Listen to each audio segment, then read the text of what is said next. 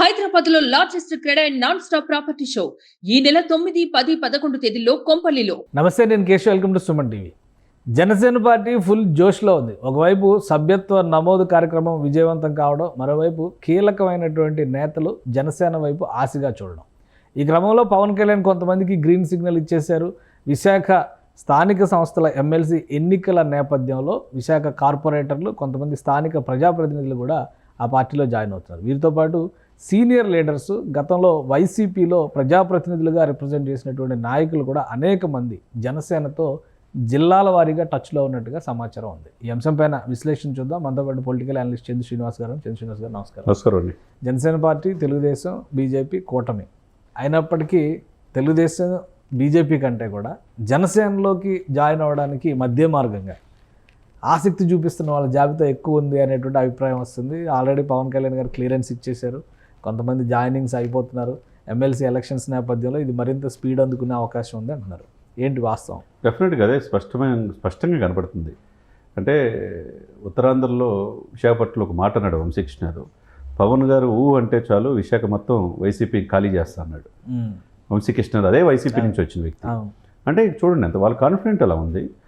జనసేనలో వీళ్ళకి మంచి భవిష్యత్తు, అంటే బాగా ప్రాముఖ్యత ఉన్న పార్టీగా రూపాంతరం చెందుతుంది కాబట్టి, ఈజ్ అ ట్రబుల్ షూటర్ కాబట్టి, 100% స్ట్రైక్ రేట్తో ఉన్న పార్టీ కాబట్టి, యంగ్స్టర్స్కి ఎక్కువగా రాజకీయ పరిజ్ఞానం ఉన్న వాళ్ళకి, ప్రజలకు సేవ చేయాలనికి ఒక వేదికగా కనపడుతుంది. అందుకనే మీరు అన్నట్టు బీజేపీ, టీడీపీ కంటే ఎక్కువ మంది చూస్తున్నారనేది అర్థమవుతుంది. నిన్న మనం చూస్తే కనుక దాదాపు 5 కార్పొరేటర్లే డైరెక్ట్గా పవన్ కళ్యాణ్ గారి సమక్షంలో ఈ 2 నెలల్లో ఎక్కువగా బిజీ రివ్యూ మీటింగ్లో ఉండే పవన్ కళ్యాణ్ గారు ఫస్ట్ టైం జాయినింగ్స్ తీసుకున్నారు. పార్టీ ఆఫీసులో జాయినింగ్ తీసుకున్నారు. దాంట్లో చాలా ఉత్సాహంగా కనపడ్డారు. ఒకవైపు ఏమో మీరు అన్నట్టు 12 లక్షల నుంచి 14 లక్షల వరకు ఆ మధ్యలో ఊహించిన విధంగా 10 లక్షలు దాటింది.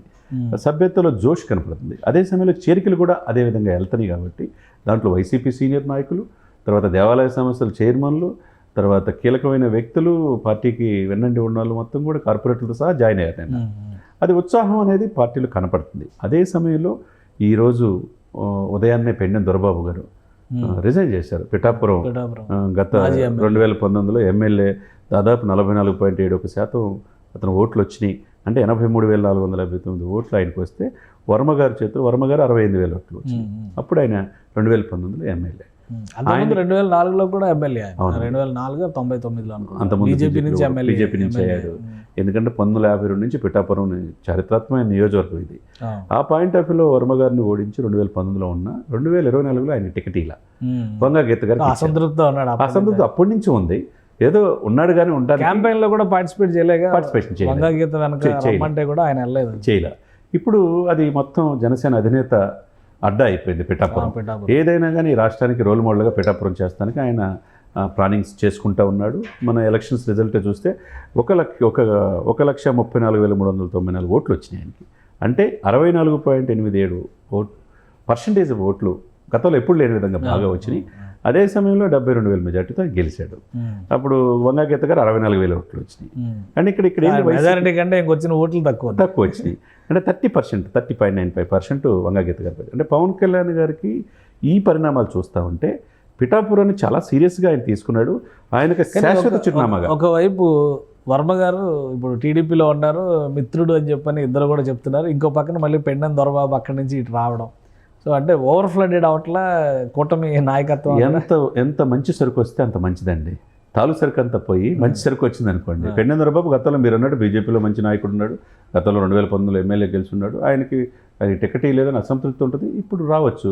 ఆయన ఎందుకు టీడీపీలో జరగకుండా, బీజేపీలో జరగకుండా ఇప్పుడు జనసేన వైపు చూస్తున్నారంటే ఆ పార్టీ యొక్క నాయకుడి యొక్క చిత్తశుద్ధి ఆయనకి ఆకర్షించవచ్చు. ఎందుకంటే ఇప్పుడు ఈ సీట్లు ఉన్నాయి, 175 ఉండలేదు కదా, 225 అవుతున్నాయి. ఇప్పుడు పిఠాపురంలో ఉన్న గొల్లప్రోల 3 మండలాలు, గొల్లప్రోలు సపరేట్ నియోజకవర్గ అయ్యే అవకాశం ఉంది. ఏమో అంతా కలిసి వస్తే గొల్లప్రోల నుంచి రేపు పెండెం దొరబాబు గారు పోటీ చేయొచ్చేమో. మరి వర్మ గారు ఇప్పుడు రేపు ఎమ్మెల్సీ అవుతున్నాడు అంటున్నారు, మంత్రి అవుతాడు అంటున్నారు. అంటే అది కాలం చంద్రబాబు నాయుడు గారు, పవన్ కళ్యాణ్ గారు ఆలోచించి తీసుకోవాలి. ఇంకోటి జనసేన పార్టీకి సంబంధించి జిల్లాల వారీగా కొంతమంది లీడర్స్, సీనియర్ లీడర్స్ గతంలో యాక్టివ్గా ఉండి, కాంగ్రెస్ కావచ్చు, వైసీపీ కావచ్చు, వీటి ఇప్పుడు ప్రస్తుతం రాజకీయంగా ఇప్పుడు ఉన్నటువంటి వైఖరి నచ్చక దూరంగా ఉన్న వాళ్ళు కూడా చాలామంది జిల్లా కనీసం ఒకరిద్దరు చొప్పున పవన్ కళ్యాణ్ గారితో టచ్లో ఉన్నారు అంటున్నారు, నిజమేనా అది? డెఫినెట్గా అండి. టీడీపీ కంటే ఎక్కువగా జనసేన వైపు చూస్తున్నారు. గత ఎలక్షన్స్లో చూస్తే పవన్ కళ్యాణ్ యొక్క చరిష్మా ఏంటనేది తెలిసింది. 21 సీట్లు గెలవటం కావచ్చు, 2 ఎంపీలు గెలవటం కావచ్చు. ఈ భవిష్యత్తు ఈ పార్టీలో ఉంటే భవిష్యత్తు బాగుందనేది రాజకీయ నాయకులు, నేటి తరం రాజకీయ నాయకులు ఆలోచిస్తారు. దాంట్లో భాగంగా అందరి చూపు జనసేన వైపే ఉన్నది. అట్లా అని అంత పవన్ గారు ఎవరు వచ్చినా చేర్చుకుంటారంటే అంత చేర్చుకునే ఇది లేదు. క్షేత్రస్థాయిలో ప్రజల్లో ఎవరైతే పేరు ప్రతిష్టలు ఉన్నారో పార్టీని డెడికేషన్తో నడపగలే వాళ్ళని తీసుకున్నారు తప్పితే ఆయన దీంట్లో ఏమో రాజీ పట్ల. ఇప్పుడు వంశీకృష్ణ యాదవ్ ఉన్నాడు, వైసీపీ నుంచి వచ్చాడు. అతను వైసీపీని ఎదుగుదలకు ఉత్తరాంధ్రలో చాలా కీలకమైన వ్యక్తి. ఆ వ్యక్తిని కాదని ఆ వ్యక్తిని విస్మరిస్తే ఆయన అట్లా అలాగే పచ్చికల రమేష్ కూడా వైసీపీ జిల్లా అధ్యక్షుడిని తీసుకొచ్చాడు. ఇప్పుడు ఆయన మాటిని ఫ్రీ హ్యాండ్ ఇచ్చాడు అక్కడ. కాబట్టి ఈ రోజున వైసీపీ నుంచి 5 తీసుకొచ్చి జాయిన్ చేశాడు కదా. అంటే సమర్థవంతమైంది పార్టీని ఏంటంటే ఉత్తరాంధ్రలో వైసీపీని తుడిచిపెట్టడానికి ప్రయత్నం జరుగుతుంది. ఎందుకంటే అతన్ని అసెంబ్లీ గేటు దాటనివని చెప్పన్న రకరకాలుగా విమర్శించిన పవన్ కళ్యాణ్ ఏది మర్చిపోవడం. రాజకీయ వ్యూహం, పాచికలు ఇవన్నీ చాలా బాగా ప్లే చేస్తున్నారు. కాబట్టి ఇప్పుడు ఉత్తరాంధ్రలో ఇప్పుడు గత ఎలక్షన్స్లో చూసాం సార్, మొన్న ఎలక్షన్లో 8 జిల్లాల్లో 0%. ఉభయ గోదావరి ఇప్పుడు మరో విశాఖపట్నం ఉత్తరాంధ్ర నుంచి వద్దాం. వంశీకృష్ణారావు డైరెక్ట్గానే చెప్తున్నాడు, పవన్ గారు అంటే మొత్తం వైసీపీ ఖాళీ చేస్తాడు. శ్రీకాకుళం విజయనగరంలో మన ఎలక్షన్ చూసాం. ఒక బొత్స ఫ్యామిలీ తప్పితే ఎలక్షన్ ఎదుర్కోలేకపోయింది. బొత్స గారు ఫ్యామిలీ నుంచి కూడా జనసేన కూడా అభ్యర్థులు ఓడిపోయారు. జనసేన నిలబడ్డాడు బొత్స గారు. జనసేన నుంచి అసంతృప్తిలో ఉన్నారు. అదే బొత్స ఫ్యామిలీ నుంచి వాళ్ళు కూడా జనసేన వైపు చూసే ఇది ఉందని వైసీపీ తెలిసి బొత్స గారిని ఊహించే విధంగా ఎమ్మెల్సీ అభ్యర్థికి ప్రకటించారు అక్కడ స్థానిక సంస్థల్లో. ఇక అది చూడాలి, వెయిట్ చేయాలి. ఇకపోతే విజయనగరంలో కూడా చాలా అసంతృప్తులు వైసీపీ పార్టీలు ఉన్నాయి. శ్రీకాకుళంలో 40 మంది. ఇకపోతే విశాఖపట్నంలో ఆ స్కోప్ కనపట్ల ఉన్నవాళ్ళు మొత్తం కూడా వీళ్ళు లాగేస్తున్నారు. ఇదే సిచ్యువేషన్లో రేపు మేయర్పేట కూడా కూటమికి వచ్చినా మరి ఆశ్చర్యపడాల్సిన అవసరం లేదు.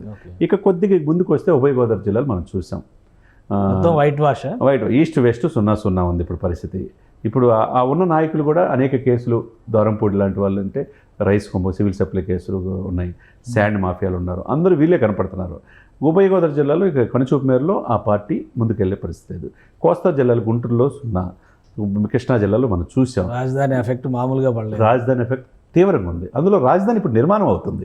నిర్మాణానికి నిధులు 10,000 రాజధాని రైతుల శాపమే వైసీపీని ఊడ్చి అవతల కొట్టి అంతే కదా వాళ్ళకి. ఎందుకంటే సంవత్సరాల తరబడి నిరాదీక్షలు చేస్తారు సార్. ఆడకూతురు కన్నీళ్ళు మంచిది కాదన్నట్టుగా వాళ్ళు శాపనార్థాలు కావచ్చు, రైతు కన్నీరు శాపనార్థం ఏదైనా కానీ అన్నీ ఒకేసారి మూకమ్ముడిగా. ఇప్పుడు సింహం సింగిల్గా పోటీ చేస్తుందని చాలాసార్లు వైసీపీ నాయకులు అన్నారు. సింహం సింగిల్గా చేయలా, ఒంటరైపోయింది. వీళ్ళంతా మింగిలయ్యారు. మిగతా అంతా మింగిలైపోయి ఓటు చెల్లకుండా రాజకీయం చేసి సక్సెస్ అయ్యారు. ఆ సక్సెస్లో భాగంగా 164 సీట్లతో అఖండ మెజార్టీ కూటమి వచ్చింది. అదే సమయంలో నెల్లూరు 0, వేమిరెడ్డి లాంటి వాళ్ళు ఉపయోగించుకోకపోవటం ఆ పార్టీ అక్కడ ఏమైందో చూద్దాం. సో అంటే ఇప్పుడు ఓన్లీ కోస్టల్ బెల్ట్ పైనే జనసేన ఫోకస్ పెడుతుందా? రాయలసీమ పరిస్థితి ఏంటి? అన్నీ 1 by 1 వస్తున్నారు సార్. ఉత్తరాంధ్ర నుంచి వస్తున్నారు, తీర ప్రాంతం నుంచి. అది ఏ విధంగా ఆ తీరాన్ని మొత్తం చుట్టుముట్టిద్దో అన్నట్టుంది. ఇప్పుడు తర్వాత కృష్ణా జిల్లా గుంటూరులో నాయకులు కూడా ఐడెంటిఫై చేస్తున్నారు. రేపు గుంటూరు మేయర్పేట మీద కూడా దృష్టి పెట్టారు. అక్కడ కూడా వైసీపీ ఇది చేస్తున్నారు. ఇకపోతే ప్రకాశం జిల్లాలో చూసాం, మాగుంటి ఇటు వచ్చే తల్లికి మొత్తం కంప్లీట్ బాలినేని మాగుంటి అంతా ఒక బాలినేని ఇటు వచ్చే అవకాశం ఉందని చెప్పంటున్నారు. ఆడ మాగుంటి ఫ్యామిలీ అక్కడ దామచర్ల జనార్దనం వీళ్ళంతా ఒకటైపోయారు. ఇక నెల్లూరు 0 అయిపోయింది. ఇకపోతే ఏంటంటే ఇవన్నీ కూడా తిరుపతి వరకు కూడా కూటమి వెరీ స్ట్రాంగ్ ఉంది. అంటే ఎక్కడ అన్ని ప్లేస్. ఒక రాయలసీమలో ఏంటంటే ప్రధానంగా జగనన్న వదిలిన బాను షర్మిల గారే ప్రధానంగా వైసీపీకి శత్రువుగా అయింది. వైసీపీ ఆమె కొన్ని ఓట్లు చేయించుకోగలిగితే కూటమి స్ట్రాంగ్ అయితే, ఒకప్పుడు మనం రాయలసీమలో చూసాం, ఓ పయ్యావుల క్యాష్ బాలకృష్ణ గారు, కుప్పం నుంచి చంద్రబాబు 3 సీట్లే. ఇప్పుడు వీళ్ళు 4 సీట్లే గెలిచింది. ఇప్పుడు రాయలసీమలో ఏమి అద్భుతంగా ఏం లేదు, 4 సీట్లే గెలిచింది. జగన్ గారితో కలుపుకొని ఆయనకే మెజారిటీ ఎక్కువ ఉంది. సో ఇప్పుడు ఈ జరుగుతున్నటువంటి ఈక్వేషన్స్ అన్నీ కూడా జనసేనలో ఒక భారీ స్థాయిలో మార్పులు తీసుకురావడానికి, ఫక్తు రాజకీయ పార్టీ స్వరూపాన్ని ఇవ్వడానికి జరిగేటువంటి ప్రక్రియగా చూడొచ్చా మనం? డెఫినెట్గా చూడొచ్చు. ఎందుకంటే సామాజిక వర్గ సమీకరణలో భాగంగా కులాలు కలిపే సిద్ధాంతంలో సక్సెస్ అయ్యాడు పవన్ కళ్యాణ్ గారు. తను వెనకున్న బలమైన సామాజిక వర్గం కాపు కులం 25% ఉన్నది. అది బలిజలు రాయలసీమలో ఉన్నారు. వాళ్ళంతా అందరినీ చూశారు. ఈసారి పవన్ గారికి నిలబడదాం అనుకున్నారు. ఆ దిశగా వాళ్ళు కదుపుతున్నారు. చాలా పెద్దలు బయటకు వచ్చే పరిస్థితి ఉంది ఆ పార్టీ నుంచి. అదేవిధంగా గోదావరి జిల్లా నుంచి మనం చూసాం. ఇక మీద ఎక్కువ వచ్చే పరిస్థితి కనపడుతుంది. Single largest community in the state of Andhra Pradesh 25% ఉన్న కాపులు రాజ్యాధికారం దిశగా వాళ్ళని ఒక వ్యక్తిని కనపడినప్పుడు ఆ వ్యక్తి కనుక నడవటం తప్పలేదు కదా. మన ఎలక్షన్స్లో 90%, 95% సాలిడ్గా ఈ కూటమికి సపోర్ట్ చేశారు. నాట్ ఓన్లీ జనసేననే కాకుండా బీజేపీకి, టీడీపీకి కూడా పవన్ కళ్యాణ్ ఒక వ్యక్తి ఒక శక్తిగా కనపడ్డారు కాబట్టి మూడవ ప్రత్యామ్నాయంగా భావిస్తున్నారు. కాబట్టి ఈ కులాలు కలిపే సిద్ధాంతాల్లో పవన్ కళ్యాణ్ వ్యూహాత్మకంగా అడుగులేయడం బట్టి ఈరోజు సక్సెస్ అయ్యారు. అంటే ఇప్పుడు జనసేన చెప్పినటువంటి ఎవరు ఊహించని విధంగా రాజకీయ పార్టీగా మెంబర్షిప్ డ్రైవ్, జాయినింగ్స్, పొలిటికల్ స్ట్రాటజీస్లో ముందుకు నెక్స్ట్ స్టెప్ ఏమి ఉండొచ్చు? నెక్స్ట్ స్టెప్ వాళ్ళ కోరిక సీఎంఏ. అది దానికి తగ్గట్టుగా ఆ దిశగానే ముందుకు పావులు కదుపుతున్నట్టు కనపడుతుంది. ఈ రోజున 2014 అనుభవం ఉన్న ఈ రాష్ట్రానికి ముఖ్యమంత్రి చంద్రబాబు నాయుడు చేసిన మాట వాస్తవం. 2019 విడిగా పోటీ చేశారు. 2024లో కలిసి చేద్దాం అనుకున్నారు, చేశారు. ఇప్పుడు అనుభవం చంద్రబాబు నాయుడు నుంచి నేర్చుకుంటా అన్నాడు. సహ ముఖ్యమంత్రిగా అంటే ఉప ముఖ్యమంత్రిగా ఆయన ఉన్నాడు. రేపు 2028-29 నెక్స్ట్ ఆయన ముఖ్యమంత్రి అభ్యర్థిగానే ఉంటాడు. అది జనసేన కార్యకర్తల కోరిక. రైట్. థ్యాంక్ యూ శ్రీనివాస్ గారు. ఇది ఆంధ్రప్రదేశ్లో రాజకీయ పరిణామాలు శరవేగంగా మారిపోతున్నాయి. జనసేన పార్టీ ఎవరు ఊహించిన విధంగా క్షేత్రస్థాయిలో మెంబర్షిప్ డ్రైవ్లు నిర్వహించడంతో పాటు బలమైనటువంటి నాయకులను చేర్చుకోవడం ద్వారా ప్రతి జిల్లాలో తనదైన శైలిలో పట్టు నిలబెట్టుకునేటువంటి వ్యూహాన్ని అమలు చేస్తూ ముందుకెళ్తుందని చంద్ర శ్రీనివాస్ గారు అంటున్నారు. ఇది special discussion. Keep watching. Suman టీవీలో మీ పర్సనల్ అండ్ బిజినెస్ ప్రమోషన్స్ కోసం కింది నెంబర్కి కాంటాక్ట్ చేయండి.